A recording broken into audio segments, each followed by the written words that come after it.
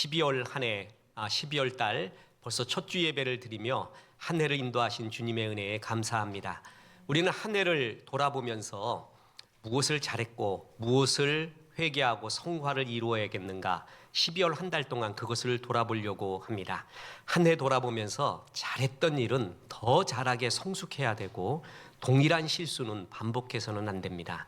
그래서 내년은 더욱더 성숙하고 하나님이 기뻐하는 성화를 이루어야겠습니다. 그래서 오늘 첫 번째 순서로 노련한 사자는 한 마리의 임팔라를 쫓는다. 여러 마리 쫓다가 아무것도 못 잡는 그런 인생 하지 말고 하나 정확한 것, 결정적인 것을 쫓고 그것을 이루어가는 인생이 되어야 합니다. 오늘 마르다 마리아의 이야기입니다. 예수님이 평소 마르다 마리아 나사로 이 집안을 되게 좋아했습니다. 그래서 길을 가시다 그 집을 방문하셨습니다. 당연히 혼자 가시지 않았습니다. 갑자기 들이닥친 일행 때문에 집이 소란해졌습니다. 큰 손님을 맞았으니 해야 할 일이 많습니다. 이럴 때 또순이 마르다가 등장합니다. 언니 마르다는 음식을 장만하느라 정신이 없습니다. 그런데 동생 마리아가 보이질 않는 거예요. 얘가 어디 갔나 두리번거리며 찾았는데 동생이 예수님의 발치에 앉아서 한가롭게 말씀을 듣고 있는 거 아니겠습니까? 마르다가 부화가 났습니다. 그래서 언니는 죽어라고 일하는데 혼자 말씀만 듣고 있던 동생 마리아에게도 화가 나고 그것을 방치하고 계시는 예수님에게도 화가 나서 그 화를 풀고 있습니다. 이 장면이 오늘 말씀의 배경입니다. 이 말씀의 교훈이 무엇인가? 첫 번째로 섬김의 일은 소중하다라는 것입니다. 섬기는 종들이 있기에 주의 일이 이루어집니다. 우리는 이 마르다 마리아의 이야기를 많이 들어왔습니다. 굉장히 큰 오해가 있다면은 무조건 마르다의 모든 행동은 잘못했고 마리아의 행동만 잘했다라는 견해, 이것은 오해입니다. 마르다가 잘한 것이 있습니다. 동시에 헌신과 봉사, 마르다가 했던 헌신과 봉사보다 말씀 묵상만 더 중요하다라는 극단적인 오해, 이것도 여기서 옳지 않은 해석입니다. 만일 모든 교회가 마르다가 없어져요. 주반 봉사도 없고 교회 안내도 목장도 전도도 다 포기하고 예배와 성경 공부에만 몰두한다면 무슨 일이 일어나겠습니까? 아무 일도 일어나는 것이 아니에요. 마르다는 소중한 일을 하는 겁니다. 특히 누가복음 10장 38절 보세요. 그들이 길 갈 때에 예수께서 한 마을에 들어가심에 마르다라 이름한 여자가 자기 집으로 영접하더라. 길 갈 때에 계획된 방문이 아니었다라는 것입니다. 그냥 가실 때 마르다 집으로 갔는데 길을 가다가 저기 마르다 집이네 해서 예수님이 그 일행과 들어갈 때 마르다가 거기를 보고 예수님 어서 오십시오 했는지, 아니면은 예수님이 그냥 그 동네에서 다른 신방을 하고 있는데 마르다가 먼 발치에서 봐서 예수님 이리 오세요 라고 얘기했는지는 알 수 없습니다. 어찌됐든 간에 예수님 일행을 맞이한 사람이 마르다였습니다. 일을 벌이는 것, 그리고 맞아들이고 일을 이루는 것, 행동파 마리아입니다. 이런 행동파들은 정말 아무것도 없는 땅을 처음 개척하고 돌파구를 만드는데 일을 많이 합니다. 그러니까 교회는 이런 사람이 있어야 됩니다. 전부 얌전한 사람만 있으면은요, 일 되는 게 없습니다. 그런데 그야말로 맨 땅에 헤딩하는 듯한, 그냥 조금 거칠더라도 이 순수 토박성을 갖고 나가는 사람, 이런 사람들이 하나님 나라에 얼마나 귀중한 일꾼인지 모릅니다. 마르다의 이런 기질, 열심히 일하는 것을 주님이 탓한 것은 결코 아닙니다. 특히 보십시오. 누가복음 10장 40절에 마르다는 준비하는 일이 많아 마음이 분주한지라. 준비하는 일이 많다. 이게 부정적인 뜻이 아니에요. 잘하는 거예요. 잘 대접하는 거예요. 이때 준비하다가 디아코네오라고 하는데 섬기다라는 뜻이에요. 이 단어를 예수님이 인자가 온 것은 섬김을 받으려 함이 아니라 도리어 섬기려 하고 라는 이 구절에도 디아코니아가 쓰입니다. 그러니까 마리아가 한 일은 예수님이 이 땅에 와서 섬기는 그 일, 그 단어, 그 자체, 그렇게 했던 거예요. 나쁜 일이 아닙니다. 특히 사도 바울 역시 디모데전서 3장 8절에서 교회를 돕고 섬기는 역할을 하는 집사를 세우거든요. 그 집사가 영어로 디콘인데 그 어원이 뭐냐면 디아코네오, 바로 지금 섬기다, 준비하다라는 뜻입니다. 그러니까 이 단어, 마리아가 준비하다라고 하는 이 섬김의 단어는 나쁜 단어, 나쁜 일이 결코 아닙니다. 마르다는 예수님을 맞이하고 영접하며 충실하게 일하고 있었다라는 것입니다. 자, 특히 예수님이 마르다야, 마르다야라고 2번 부르십니다. 이거사라는 것이 아니라 이 셈어의 어원적인, 어휘적인 전통으로서 애정의 표현입니다. 예를 들어서 예수님이 여자여 이렇게 표현한 적이 있잖아요. 이게 좀 나쁜 소리 한 게 아니라 최고 극존칭입니다. 마찬가지로 여자여 여자여 하는 것은 최고의 애정 어린 표현입니다. 그래서 41절에 보면 주께서 대답하여 이르시되 마르다야 마르다야 네가 많은 일로 염려하고 근심하나. 참 사랑스러운 거예요. 그래서 마르다야 마르다야, 그리고 주님이 그런 교훈을 주려고 한 거지 그를 책망하고 꾸짖으려고 하는 그런 말투가 아니었다라는 것입니다. 그리고 예수님은 마르다가 하고 있었던 봉사의 일, 이 자체를 꾸짖은 적이 없습니다. 그 일은 잘하고 있는 것입니다. 문제는 뭐냐면 하나님과의 깊은 교제가 없는 가운데 봉사하는 것, 그것을 본 것이지 봉사하고 헌신하고 섬기는 이 자체를 꾸짖으신 것이 아니라는 것입니다. 마르다는 굉장히 필요한 존재입니다. 모두 다 마르다가 없이 불 꺼진 부엌만 있는 가정, 교회, 직장의 모습은 얼마나 썰렁합니까? 이렇게 일을 벌이고 행동파이고 그리고 정말 실천력 있는 이런 일을 하는 마르다는 반드시 필요한 존재다. 섬기는 일은 필요한 일이다라는 것이 첫 번째 교훈입니다. 그러나 2번째 교훈이 더 중요합니다. 그것은 하나님과의 교제는 더욱 중요하다라는 것입니다. 하나님과의 교제가 없는 헌신은 항상 부작용을 낳게 됩니다. 보세요. 마르다는 예수님께 다가가서 직선적으로 말합니다. 40절입니다.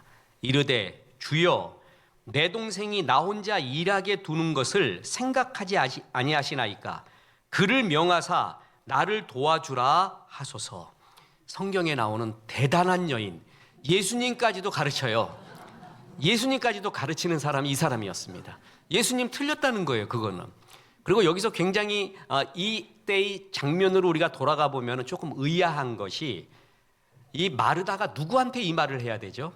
나 좀 도와달라는 말을 누구한테 해야 돼요? 마리아한테 해야 되는 거예요. 그런데 마리아한테 하지 않고 주님한테 하고 있습니다.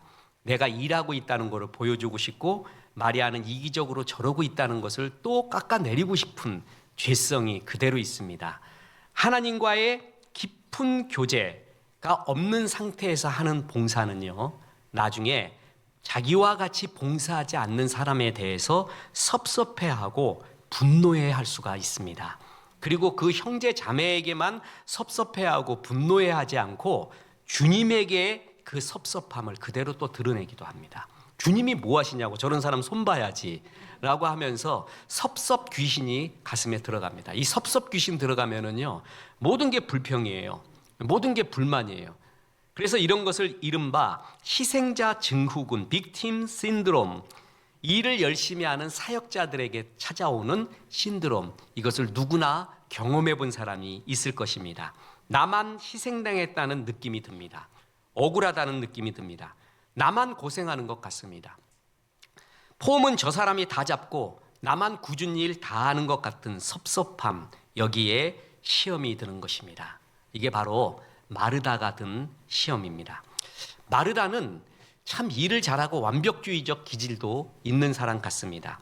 이런 사람이 있거든요. 또순이들 말이에요. 일 정말 잘하는 아줌머니들 있지 않습니까? 그래서 북한에서는 그런 걸 방방 뜨는 에미나이라고 얘기하더구만요.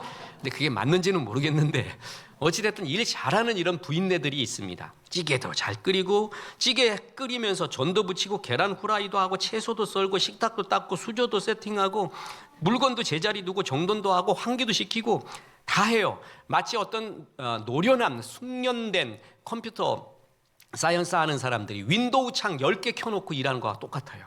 그래도 일 다 처리하거든요. 이런 여인네들이 있습니다. 이런 사람들이 막 일하다 보면은요, 어떨 때 예민해집니다. 그리고 화가 납니다. 보세요. 예수님은 마르다에게 진수성찬을 받는 것보다 마리아, 마르다, 나사로를 만나는 것 그 자체가 좋습니다. 그냥 아메리카노 한 잔만 먹어도 좋아요. 요즘은 저는 아메리카노보다는 에스프레소를 먹습니다. 솔트에서 먹은 이후로 계속 그것만 먹는데 그거 한 잔만 먹어도 그렇게 좋을 수가 없는 거예요. 그런데 마리아는요, 섬기는 사명이 있거든요. 이런 사람들은 참 일을 하고 대접해 주려는 아름다운 마음이 있어요. 근데 이런 사람들의 특징이 뭐냐면 자기가 세워놓은 기준이 있어요. 그 기준에 맞아야 돼.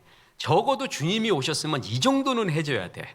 이런 기준들이 자기는 좋은데 옆에 사람이 피곤해지는 거예요. 힘들어지는 가능성도 있다라는 것입니다. 특히 마르다의 이 섬기는 사명은 너무나 귀중한 것이거든요. 그래서 내가 아직도 일할 수 있다는 건강에 감사하고 일할 수 있는 자리가 있음에 감사하고 일감이 있다는 것도 감사하고 더군다나 그 일감이 주님을 섬긴다라는 것은 얼마나 영광스럽습니까? 그것에 감사하며 내게 주신 것, 그 사명에 감사, 그 사명을 바라봐야 되는데 마르다는 그 사명을 바라보지 않고 주님을 묵상한 것도 아니고 주님 발치에 앉아 있는 괘씸한 동생 마리아를 묵상한 겁니다. 마리아가 묵상되는 거예요. 주님을 묵상하거나 내게 주신 사명을 묵상하면 특징이 뭐냐면 환해집니다. 마음이 평강이 임합니다. 근데 남을 묵상하기 시작을 하잖아요. 그러면 화가 나기 시작을 합니다. 마리아를 묵상하기 시작한 겁니다. 그래서 원망과 불평, 불만을 쏟아내기 시작하는 거예요. 옛날 이스라엘의 초대 왕 사울이 하나님이 내게 주신 왕의 사명과 그 직분의 위대함을 바라봐야 돼요.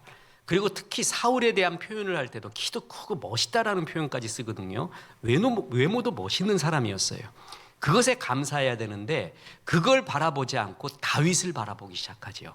잘난 다윗, 사람들이 좋아하는, 그때부터 무너지듯이 마르다의 일은 참 아름답지만 열심히 하는 사람이지만 그 마음 가운데 중심을 차지하고 있는 게 주님도 내게 주신 사명도 아니라 마리아를 보기 시작하는 거예요.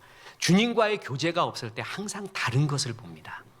주님을 깊이 봐야지 주님께로 나가는데 베드로는 뭐 보고 무너졌어요? 물결, 파도 보고 무너집니다. 주님 위에 달려가다가 물결을 보고 빠져들어갔거든요. 주님을 봐야 되는데 주님을 묵상하지 않고 다른 것을 보기 시작하면 항상 이렇게 물에 빠져들어가게 됩니다. 그래서 10장 41절에 보면 주께서 대답하여 이르시되 마르다야 마르다야 네가 많은 일로 염려하고 근심하였구나. 이런 사람의 끝이 염려와 뭐예요? 근심. 왜 염려하고 근심하는가? 이 좋은 일을 하면서 그럴 수가 있다라는 것이죠. 그것은 주님과의 교제가 희미해졌을 때 나타나는 증상입니다. 짜증이 난다라는 것, 불평불만이 나온다는 것, 배터리가 얼마 남지 않았다는 거예요. 배터리는 충전을 해야 됩니다. 어제 받았던 은혜로는 오늘 살 수가 없습니다. 매일 은혜를 받아야 됩니다. 오늘의 은혜가 필요하다라는 것입니다. 그래서 참 내가 은혜가 떨어졌다라는 걸 느끼잖아요. 그러면 스스로 이것을 위해서는 하나님 앞에 매달려야 됩니다. 기도 생활하고 성경 보고 예배 충실히 오면서 이 은혜를 더 충만하게 채우려고 스스로 노력을 해야 돼요. 스스로 이건 하나님 앞에 의지의 결단을 해야 됩니다. 근데 이런 주님과의 교제가 없는 상태에서 어떤 일을 하려고 하잖아요. 그럼 일은 겨우겨우 하는데 마음에 기쁨이 없습니다. 염려와 근심이 있고 사람들이 미워져요. 나와 같지 않다고 하면서 사람들도 미워져요. 그러니까 주의 일을 하면서 오히려 신앙이 퇴보가 됩니다. 그 이유가 뭐예요? 주님과의 교제가 없기 때문에 그렇습니다. 그래서 하나님과의 교제를 최우선으로 해야 됩니다. 자, 리더십이 뭐냐? 삶의 승리의 필승의 요건이 뭐냐? 선택에 있습니다. 그래서 설교에도 수없이 말했지 않습니까? 태어남과 죽음, 태어남이 birth, 그 다음에 죽음이 데스 아닙니까? B와 D로 시작하죠. 중간에 뭐가 있다고요? C, 초이스가 있습니다. 삶과 죽음에는 그 사이에는 작고 큰 끝없는 선택이 있어요. 그래서 뭘 선택하느냐? 경영학에서도 중요한 게 선택과 집중이지만 집중보다 더 소중하고 피말르는 게 선택입니다. 뭘 선택하는가? 거기에 리더십이 나옵니다. 거기엔 실패하지 말아야 됩니다. 개인도 공동체도 선택이 너무너무 중요합니다. 정말 좋은 것을 선택하는 것, 그게 선택의 우선순위거든요. 그게 핵심을 파악하는 능력이라는 것입니다. 그런데 마리아 보십시오. 누가복음 10장 39절. 마리아라 하는 동생이 있어 주의 발치에 앉아 그의 말씀을 듣더니, 마리아가 택한 것, 우선순위로 선택한 것, 주의 말씀을 듣는 것입니다. 이 말씀 듣는 것은요, 당연히 하나님 말씀 좋다 하고 앉아 있는 게 아닙니다. 여러분 팽이 보세요. 팽이가 돌아갈 때, 최고조로 돌아갈 때 뭐에 있는 것처럼 보이죠? 서 있는 것처럼 보여요. 도는 것 같이 안 보이고 그냥 그대로 있는 것 같이 보여요. 근데 말도 못하는 속도로 돌아가고 있잖아요. 말씀 듣는 게 그렇습니다. 예배드리고 기도하고 말씀 듣는 게 아무것도 안 하고 있는 것 같아요. 마리아가 보기에는 아무것도 안 하고 있는 것 같아요. 그래서 막 화가 나는 거예요. 근데 예배드리고 말씀 듣는 거는 팽이가 엄청나게 돌아가듯이 엄청난 역동력의 시작이에요. 보세요. 마르다 열심히 일했잖아요. 결정적인 일 못합니다. 그런데 이렇게 주의 발치에 앉아 말씀을 듣던 마리아가 나중에 무슨 일을 하는 줄 아십니까? 향유옥합을 붓습니다. 그게 마리아예요. 이 결정적인 일을 할 수 있었던 것, 그게 말씀을 깊이 들었기 때문에 주님과의 교제에서 그게 나오는 겁니다. 말씀 들을 때 주님이 말씀하지 않고는 움직일 수가 없습니다. 말씀하시면 순종하겠습니다. 저 모든 것은 하나님께로부터 왔습니다. 그 자세로 듣고 있는 거예요. 말씀이 떨어지기를 기다리고 있는 거예요. 그 말씀의 은혜가 임하기를 기다리고 있는 그 상태는 정지되어 있는, 아무것도 안 하는 상태가 아니라 엄청난 일을 하는, 팽이가 정적으로 끝없이 돌면서 서 있는 듯한 모습, 그 역동적인 순간이 말씀을 듣는 순간이라는 것입니다. 마리아는 그렇게 안 보였어요. 자기만 고생하는 것 같아요. 그래서 마리아에게 짜증내고 마리아에게만 짜증내도 되는데 주님께까지 화를 냅니다. 심한 말투로 말합니다. 대단한 여자죠? 대단해요. 그렇게 말할 정도로 마음이 무너져가고 있는 모습, 그것을 예수님이 다독거려 주죠. 마르다야 마르다야. 저는 지금도 동물의 왕국을 많이 봅니다. 내가 이렇게 말했더니 누군가 성도님이 말했나 내 아들이 말했나, 목사님 그건 70년대 얘기입니다 그래요. 그러니까 동물의 왕국은 진짜 없어졌더구만. 그러니까 70년대 그 제목이고 지금은 동물의 세계인가 뭔가, 아무튼 타이틀이 바뀌어졌는데, 그걸 보면서 영감도 많이 얻고 도전도 많이 받습니다. 제 속에 아직 죄성이 있어갖고 잡아먹는 걸 좋아해. 그거 보고 특히 어느 때 통쾌하냐면, 사자가 잡아먹으려고 갔는데 물소가 그 들소가 있잖아요. 그냥 그 사자를 쳐버려요. 뿔로. 사자가 나동거라져요. 잡아먹으려고 기린 잡아먹으려고 갔는데 기린이 발로 차가지고 사자가 나동거라져요. 그런 게 되게 재밌어. 그런 역전 같은 게. 그게 이제 UFC는 조금 많이 이제 절제를 합니다. 제가 이제 이거 갖고 내가 목사로서 말할 수 있겠는가 그래서 절제를 하지만, 우리 교회 성도님 어디를 보니까 운동 열심히 하세요. 신방 가서 상담회사 한대요. 그래서 뭐 했냐 그러니까 아내하고 남편이 주짓수 하고 있대. 주짓수.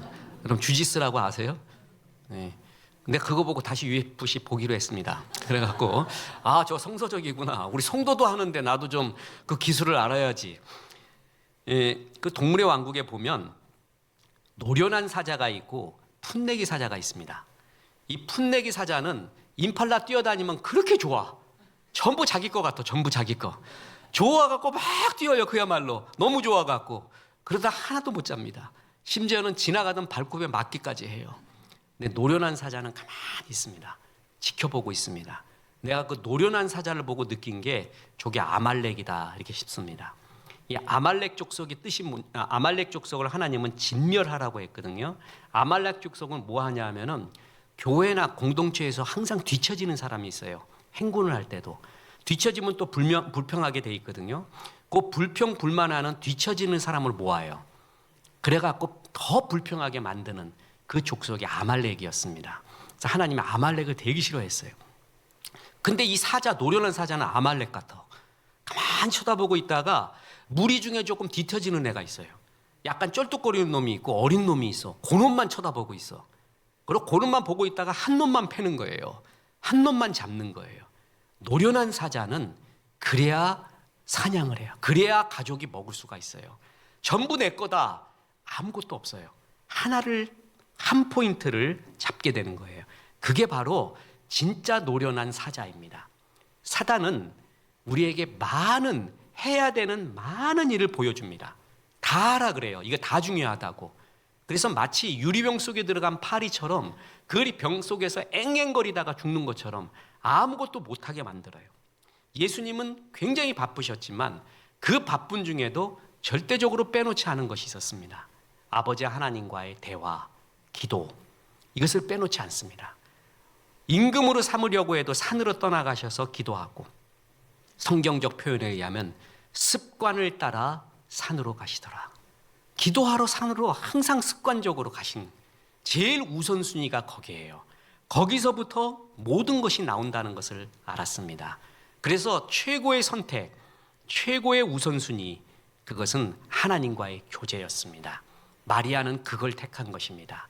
그리고 다시 말하지만 마리아의 하나님 말씀 듣는다, 기도한다 라는 것을 택한 것은 마르다가 보는 것처럼 그저 가만히 있는 게 아니었습니다. 최상의 헌신을 위한 준비였습니다. 그리고 그 역동적인 시작이었다라는 것이죠. 20세기 초 구세군의 전도자인 사무엘 로건 블랭글은 사역을 할 때 가장 큰 유혹이 그리스도와 함께 시간을 보내기 전에 그리스도를 위하여 무언가 하려고 하는 것, 그게 문제라는 거예요. 그러니까 주님 말씀하시면 내가 나아가리다, 이런 찬양도 있잖아요. 말씀 전에 다 나가 내가. 주님이 말하기 전에 이미 다 해버려요. 그리고 뒷수습을 주님께 부탁을 해요. 이제 이게 반대가 되는 거예요. 그렇게 되면은 지금 마르다 같은 마음이 들어요.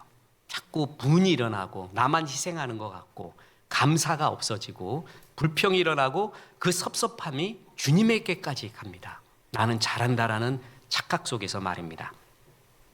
11월 달이 되면 우리나라에서 그 책이 항상 베스트셀러가 나오는데 트렌드 코리아라는 시리즈입니다. 서울대 김남도 교수와 그 제자들이 만드는 건데 다가오는 새해에 소비 트렌드 10가지 핵심 키워드를 분석하는 거예요. 앞으로 이런 시대가 되리라. 오늘 주보에 보면 12월에 추천서적에 나와 있죠. 그랬듯이 뭐냐 하면은 새해에는 이런 것이 키워드가 되리라 라고 분석을 하는 책인데 여기에 2025년에 10가지의 키워드, 트렌드 중에 하나가 뭐냐면 원 포인트 업이라는 것입니다. 원 포인트 업. 하나만 잘하자라는 것입니다. 결정적인 하나의 포인트만 업시키자. 그러면 2025년은 성공한 것이다. 그것이 원 포인트 업의 핵심입니다. 누구나 성장하려는 욕구가 있죠. 그래서 자기계발서 같은 것을 읽습니다. 그런데 거기에 나온 글들이 너무나 버겁습니다. 다 하려면 못할 것 같아요. 그래서 이제는 자기계발서라는 것보다 자기 배려서라고 읽기 시작합니다. 그래서 이 중에서 진짜 내가 잘할 수 있는 것, 결정적인 것 하나만 업시키자. 그래서 원 포인트 업의 핵심은 두 가지인데 하나는 나다운 성공이 무엇이냐. 전에는 영웅전 같은 것을, 자서전 같은 걸 보면서 그들이 롤 모델이었는데 그래서 나다운 것이 없어지고 저 사람같이 되는 것이 영웅이고 성공이다라는 개념이 있었는데 그렇지 않다라는 거예요. 나다운 것을 찾자. 그리고 또 하나가 원 포인트 업의 원, 하나. 여러 개 못한다. 하나만 하자. 결정적인 하나를 높여야 된다. 예를 들어 보면 아침형 인간이라는 책이 유행했었죠.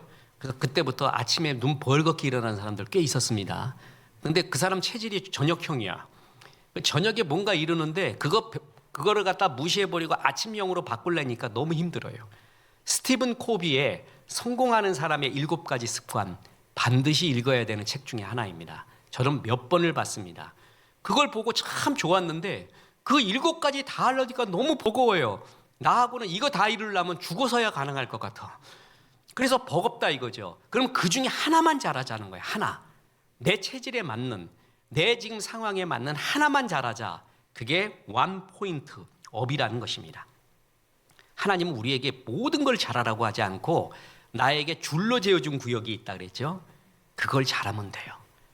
짜장면은 국물이 없어요. 짬뽕 국물이 없어요. 왜 없죠? 짜장면이니까. 국물은 누구한테 있는 거예요?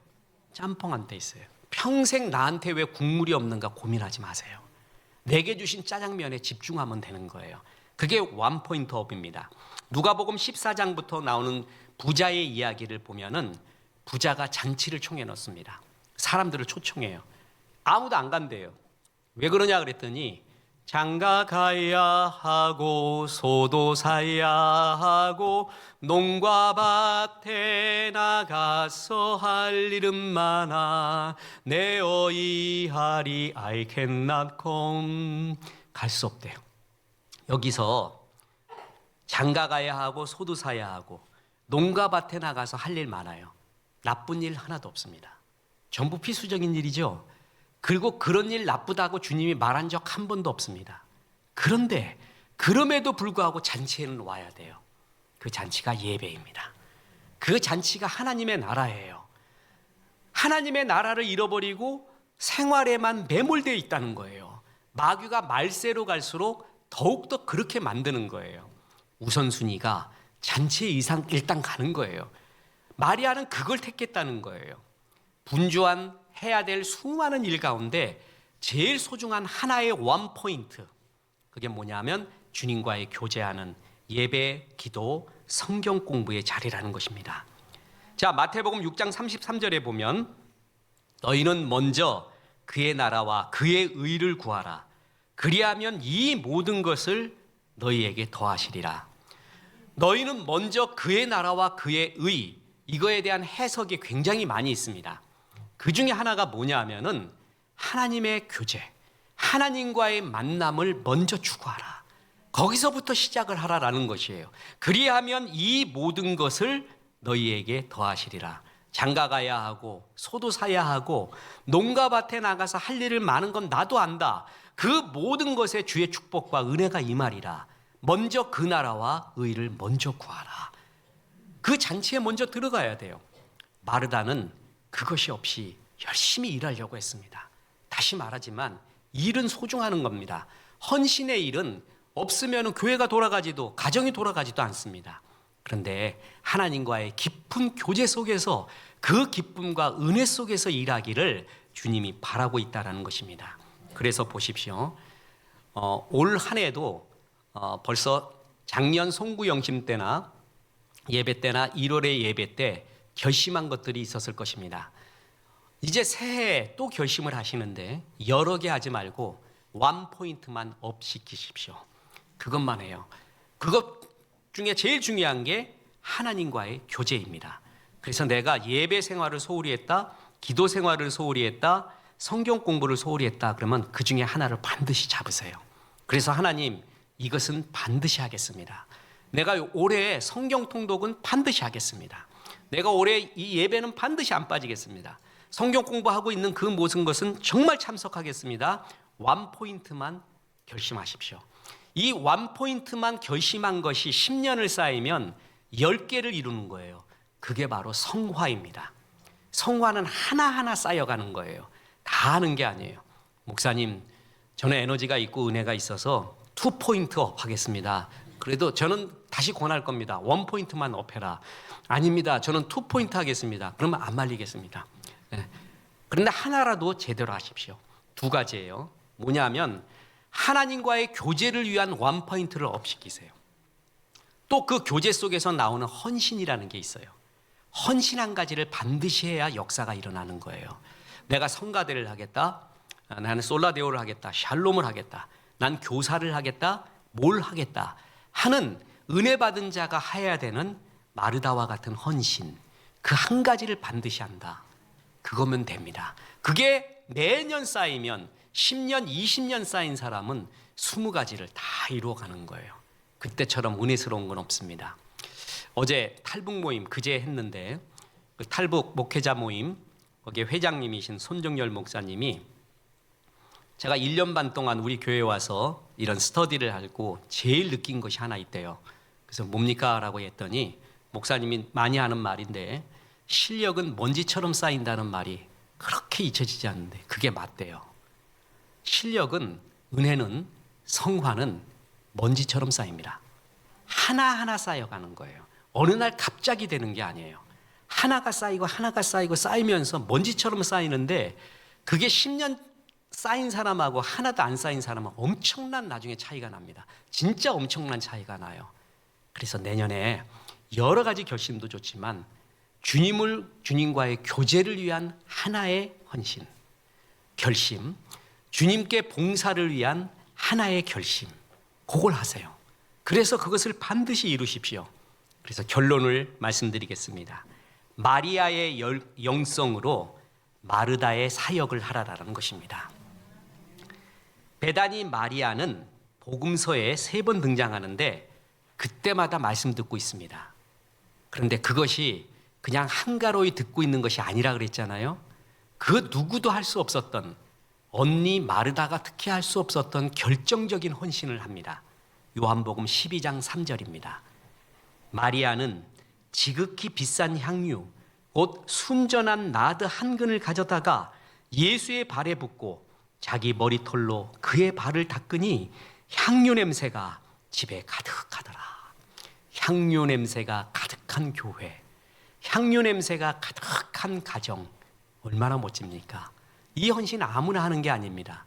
자기의 모든 재산과 같은 것을 다 부을 정도의 진짜 소중한 것을 받기 때문에 나오는 그 벅찬 헌신, 벅찬 사랑.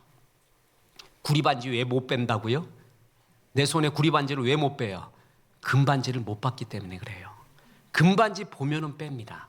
저 사람이 왜 헌신을 결정적인 것을 못 하느냐? 구리반지만 계속 끼고 있느냐? 금반지를 아직 못 받기 때문에 그렇습니다. 근데 금반지를 보잖아요. 그러면 향유옥합이 아깝지 않습니다. 다 붙습니다. 이런 헌신을 할 수 있었던 결정적인 이유, 주님과의 깊은 교제였다라는 것입니다. 그래서 예배와 사역은 반대가 아닙니다. 예배의 결과가 사역입니다. 그래서 주님과의 교제를 위한 결심 하나, 헌신을 위한 결심 하나. 저는 찬송가 중에 동산에서라고 있습니다. 저 장미꽃 위에 이슬이라고 시작이 되잖아요. 수련의 마지막 날 후배들에게 꼭 이 노래를, 이 찬송을 같이 부릅니다. 거기에 보면 이런 가사가 나옵니다. 밤 깊도록 동산 안에 주와 함께 있으려 하나. 어두운 세상에 할 일 많아서 날 가라 명하신다. 복음의 핵심 2가지가 나와요. 밤 깊도록 동산 안에 주와 함께 있으려 하나. 주님과의 교제죠. 밤 깊도록 이 수련에 한 달을 더 연기하면서 주님과 교제하기를 원해요. 그런데 주님이 뭐라 그래요? 어두운 세상에 할 일 많아서 날 가라 명하시네. 은혜 받았니? 빛과 소금의 역할을 해다오. 그래, 나도 너와 함께 동산에서 밤 깊도록 또 얘기하고 싶다. 밤새도록 이야기하고 찬양하고 싶다. 그런데 가야 한다. 이 은혜로 헌신해다오. 마찬가지입니다. 이게 하나님의 나라입니다. 밤 깊도록 동산 안에 주님과 교제하는 그 기쁨이 있어야 돼요. 그리고 이 어두운 세상을 위해 그 은혜를 가지고 해야 하는 빛과 소금의 마르다와 같은 일이 있습니다. 마리아의 깊은 영성으로 마르다의 일을 해야 합니다. 그럴 때 이 조화가 되고 하나님 나라의 영광이 됩니다. 내년에 이런 성숙이 가득하시기를 주 예수의 이름으로 축원합니다.